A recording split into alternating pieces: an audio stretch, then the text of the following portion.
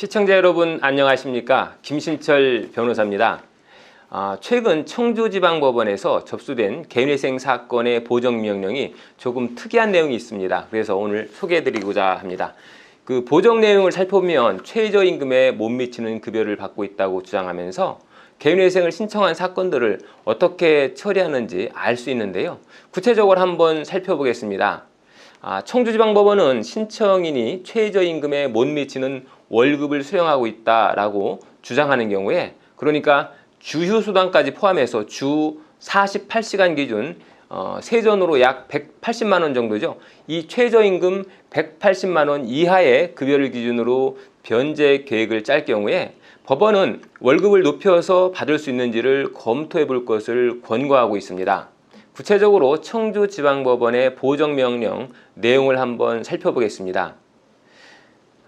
최저임금 시급에 못 미치는 월급을 수령하고 있는 경우에 다음 사항을 이행하시기 바랍니다. 첫째, 현 직장에 입사하게 된 경위, 근무시간 일수 및 시간, 최저임금에 미달하는 급여를 받는 이유를 소명자료와 함께 설명하고 신고소득 외에 기타 추가소득 등 정확한 소득을 산정하여 제출하시기 바랍니다. 그리고 2항에서 채무자가 최저임금에 미달하는 현재의 소득 신고를 유지하고자 하는 경우에 적정 노동시간의 일부만을 제공하고 있거나 최저임금에도 못 미치는 급여를 신고하는 사유가 정당하다고 보기 어려운 경우에는 법률에 따라서 변제 기간을 늘리는 특별한 사정이 있는 경우에 해당한다고 볼 수가 있습니다. 생계비를 감액하거나 변제 기간을 늘려 최저임금 미달액만큼 총 변제액을 증액하는 것을 검토하시기 바랍니다. 이렇게 청주지방법원에서 보정명령을 내리고 있습니다.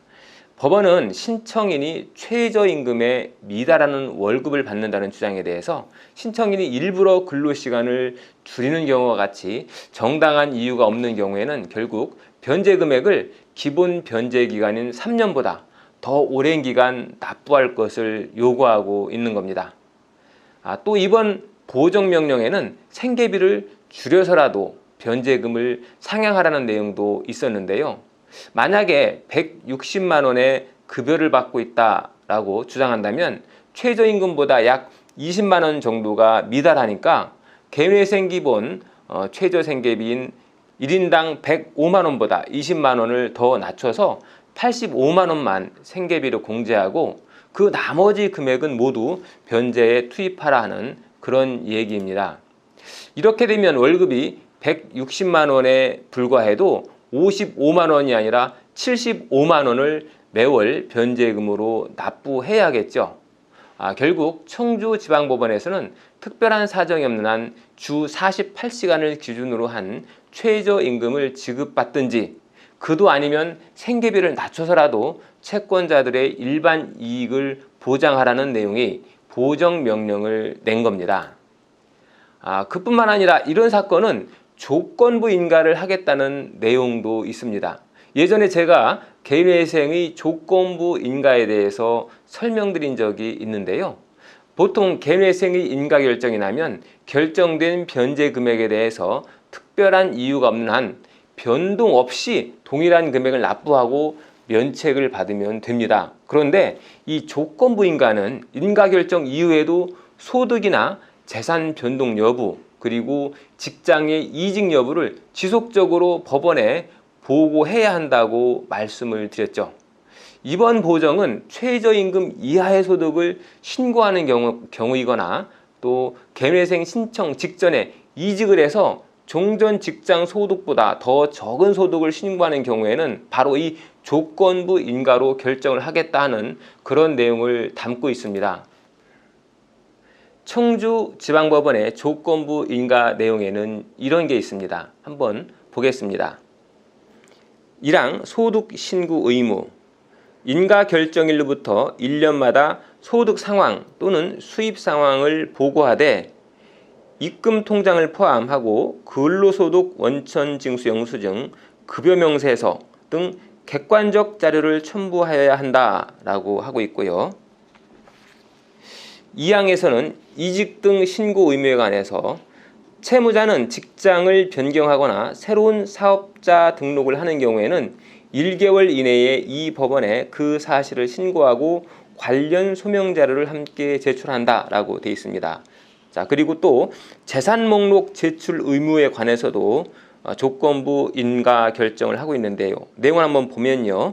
채무자는 변제 계획 인가 결정 후에 면책 결정 시까지 매년에 전년도 12월 31일을 기준으로 한 재산 목록을 제출한다라고 하고 있습니다. 그리고 마지막에 이 각 의무를 해탈할 경우에는 개인회생 절차가 폐지됨을 확인한다라는 서면을 제출할 것을 요구하고 있습니다.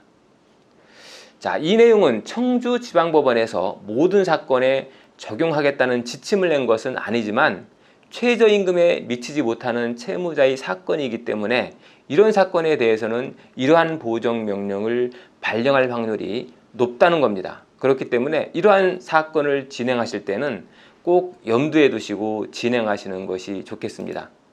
최근 코로나 사태로 인해서 급여가 줄어들거나 회사가 부도나게 되면서 실업자들 역시 늘어나고 있습니다. 그러다 보니 개인회생 신청 사례가 덩달아 늘어나고 있는 추세인데요.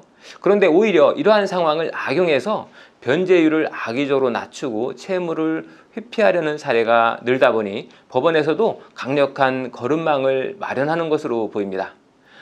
오늘은 청주지방법원이 조건부인가 요건에 대한 기준 지침에 대해서 안내해 드렸습니다. 김신철 변호사였습니다. 감사합니다.